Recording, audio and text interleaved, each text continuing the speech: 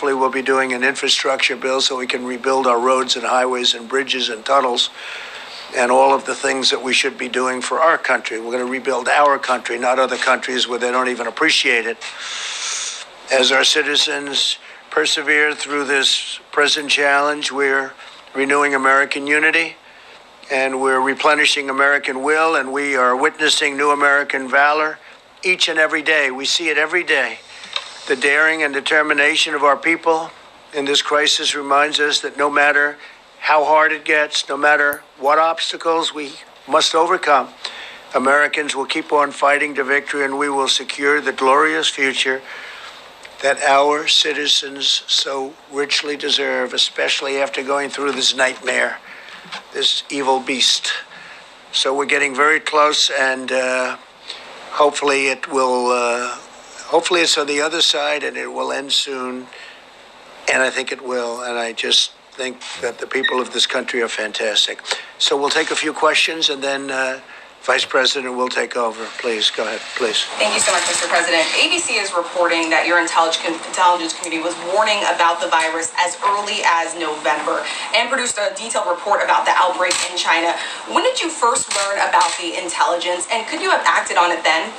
Well, I learned when I learned about the gravity of it was sometime just prior to closing the country to China. And when we closed up the flights coming in from China and various other elements, and then, as you know, we closed up to Europe. So I don't know exactly, but I'd like to see the information. Yeah, please. President, a lot of Americans want to see businesses reopen to get back. So do I, more than anybody.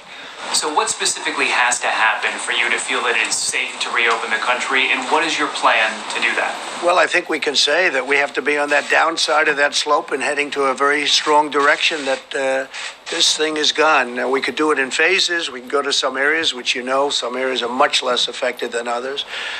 But it would be nice to be able to open with a big bang and open up our country, or certainly most of our country, and I think we're going to do that soon. You look at what's happening. I would say we're ahead of schedule. Now, you hate to say it too loudly because all of a sudden things don't happen. But I think we will be sooner rather than later.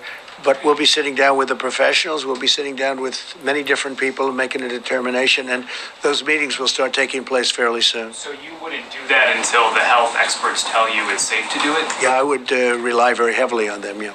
Do you think, is there a system for monitoring and testing that you're looking at? We're putting in very heavy testing systems. We have the best testing systems. And again, don't forget, when we look at cases, I'm looking at I'm not going to insult anybody, I'm not going to insult any country, but I'm looking at countries that are showing less cases than us. That's testing. We're testing more than anybody. And you saw exponentially more than anybody by far. And our testing's become, I think it'll end up being a big strength. In fact, the other countries that the media talked about are now calling us for what are we doing and how are we doing it so quickly and where are we getting these tests, because our tests are really good now. They've been proven to be very accurate. Yes, please. Thank you, President Trump. Two quick questions. Yeah, sure. One on infrastructure. Members of your administration and members of Congress have pointed out that the top paid federal employee, it's not the president, it's the head of the Tennessee Valley Authority, and he made $8 million last year. And it's ridiculous. I agree. It's ridiculous. I think it's the highest paid government. Long before I got here, you said Tennessee Valley Authority, right? Has to be the highest paid man in any government. Makes approximately $8 or $9 million. I don't know the gentleman, but he's got a heck of a job. He gets paid a lot of money. He's been there for a long while, hasn't he? This one actually is new. It came in April, but the previous one... That's separate. But I'm talking about we just have some new people going on the board, I know. But as you know, that's a quasi-public agency. And whoever the head of the agency is, that person makes a lot of money. If I could ask my second question. Which is an amazing thing, right? And when we want them to do something, they're not there for us. That's not good. That's not good. They've been there for a long time. That's been a story for a long time. And I assume that you would support reducing that salary as part of the infrastructure bill? Yeah, reducing it by a lot. Thank you. And my other question is... the greatest job in the history of government, almost. Certainly if you're into money. Tennessee Valley Authority, that's right. Go ahead. I've been waiting for somebody to ask me about that. It's been bothering me for a long time too. Go ahead. One of the biggest rating hits of the coronavirus, aside from these briefings, has been a show on Netflix called Tiger King. Yeah. And the man who's the star of this is a former zoo owner who's serving a 22-year prison sentence. He's asking you for a pardon, saying he was unfairly convicted. Your son yesterday jokingly said that he was going to advocate for it, and I was wondering if you've seen the show and if you have any thoughts on pardoning Joe Exotic. Which son? It must be Don. It was. I had a feeling it was Don. Is that what he said? I don't know. I know nothing about it. He has 22 years for what? What did he do? He allegedly hired someone to murder an animal rights activist, but he said that he didn't do that, and he was. You think he didn't do it? Are you on his side? Are you recommending a pardon? No, I'm not advocating As a anything. reporter, you're not allowed to do that. You'd be criticized by these. Would you recommend a pardon? I'm not weighing in on Tiger I King. don't think you would. I don't think you would. Go ahead. You have a question? I do like Joe Exotic. I'll take a look. Is that Joe Exotic? That's Joe Exotic. Let me get back to ahead. the coronavirus if I can, Mr. President. Yeah. Last week, your top experts were saying that we should expect 100,000 to 240,000 deaths in this country. You've been talking about how it looks like maybe things are plateauing. Are these numbers now being revised downward? I know you don't want people to stop social distancing and that sort of thing, but what can you tell us about the numbers? Are they being revised down? My impression, Jim, is those were the numbers that were set, and they were set as an expectation from quite a while ago. I think we're just doing much better than those numbers. If either of you would like to talk about that, it's a fair question.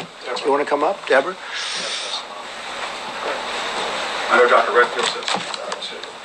Yeah, so I think many of you have done the analysis of the same models that we utilized. And if you do the models of the models, you end up with that range.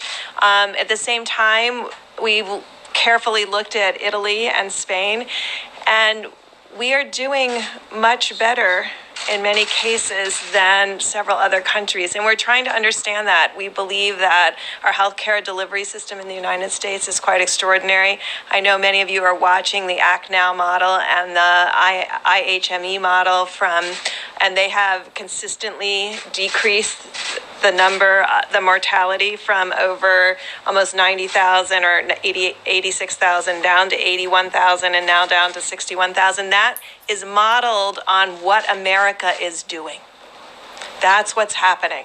And I think what has been so remarkable, I think, to those of us who have been in the science fields for so long is how important behavioral change is, and how amazing Americans are in adapting to and following through on these behavioral changes. And that's what's changing the rate of new cases, and that's what will change the mortality going forward, because now we're into the time period of full mitigation that should be reflected within the coming weeks of decreasing mortality. I mean, that's what we really hope to see.